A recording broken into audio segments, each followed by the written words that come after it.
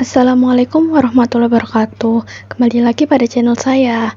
Kali ini saya akan menjelaskan tentang routing statik. Sebelumnya, perkenalkan nama saya Nabila Nur Amalia dengan NIM 2205 1204129 dari Prodi Teknik Informatika kelas 2022D. Berikutnya, saya akan mempraktikkan routing statik menggunakan Cisco Packet Tracker. Tolong disimak baik-baik. Nah, sebelumnya saya akan menjelaskan tentang pengertian routing statik. Routing statik adalah jenis routing yang dilakukan admin atau pengelola jaringan untuk mengonfigurasi informasi tentang jaringan yang dituju secara manual. Ciri-cirinya sebagai berikut. Cara kerja routing statik ada 3. Yang pertama, konfigurasi router yang dilakukan oleh admin. Yang kedua, router melakukan routing berdasarkan informasi yang diterima dari tabel routing. Dan yang ketiga, admin menggunakan perintah IP route secara manual untuk konfigurasi router dengan routing statik. Dan routing statik berguna untuk melewatkan paket data yang ada pada jaringan. Nah, kita lanjutkan saja ke percobaan skenario. Dalam percobaan ini kita akan mensimulasikan routing statik yang melibatkan 3 router. 3 router ya. Dan masing-masing router memiliki network di bawahnya, seperti pada gambar berikut. Nah, seperti ini. Jadi kita akan buat jaringan seperti ini.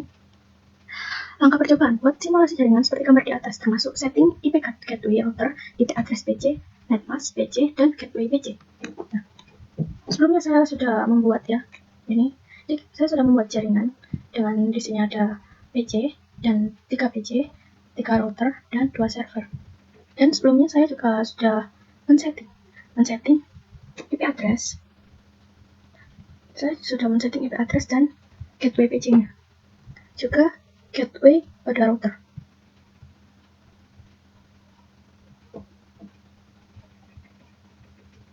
Nah,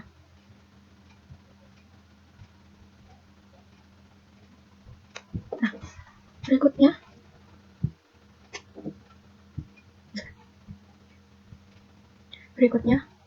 isikan tabel routing statik setiap router sebagai berikut. Jadi di sini akan diisi router 1. Itu ada 3 network dan netmask. Nah, ini ya di router 1. Ini router 1. Pada routing statik kita isikan network address-nya. Di sini ada 192.168.1.128 dengan 1212122. Lalu ada 333333 dengan 1313133. Dan di sini 434340 dan 1313133. Nah, ini di router 1 udah. Lalu di router 2 saya juga sudah men-setting seperti pada tabel sebelumnya ini. Dan di router 3 saya juga sudah men-setting.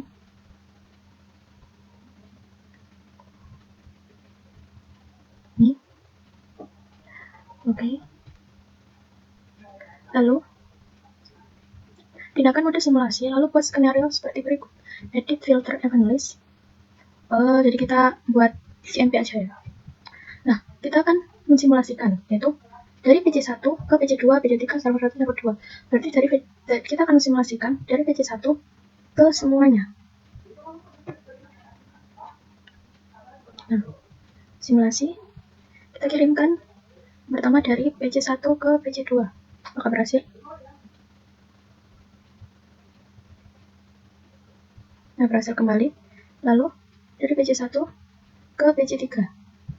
Apakah berhasil?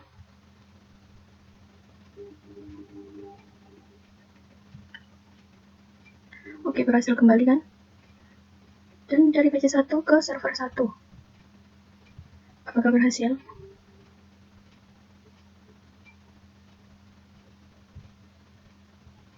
Dan kembali juga. Sekarang dari PC1 ke server 2.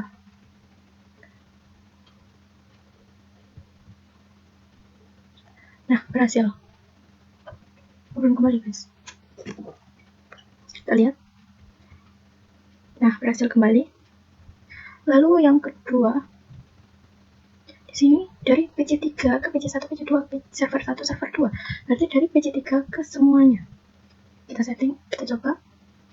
Dari PC3 ke PC1, apakah bisa?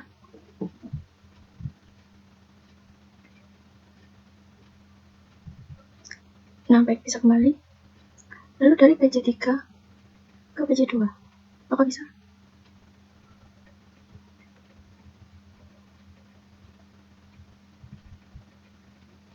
Oke, bisa kembali. Dan sekarang dari PC3 dari PC3 ke server 1. Maka bisa kembali.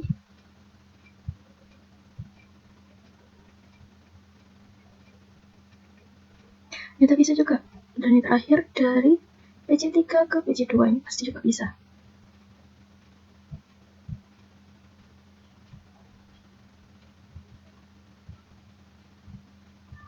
Nah, bisa.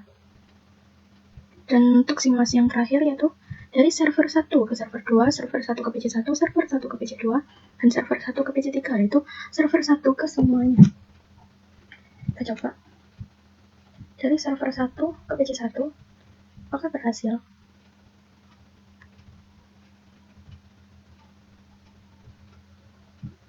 Nah, berhasil kembali.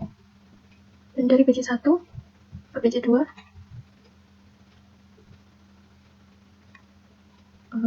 bentar.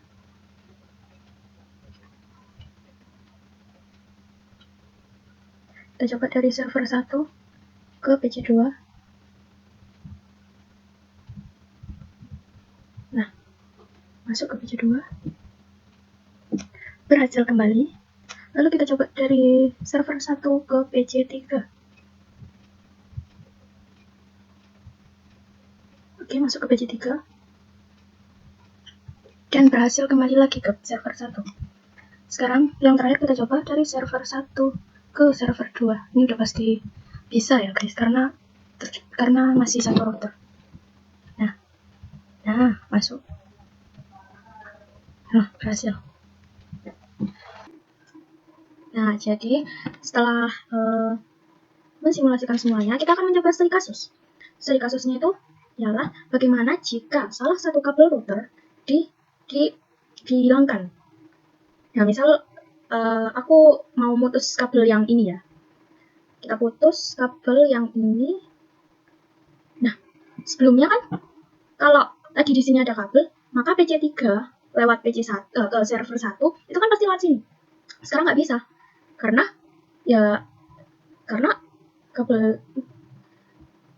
kabelnya udah diputus. Jadi tidak bisa. Bukan? Tidak bisa berjalan. Nah, bagaimana caranya? Itu gampang sekali, gampang.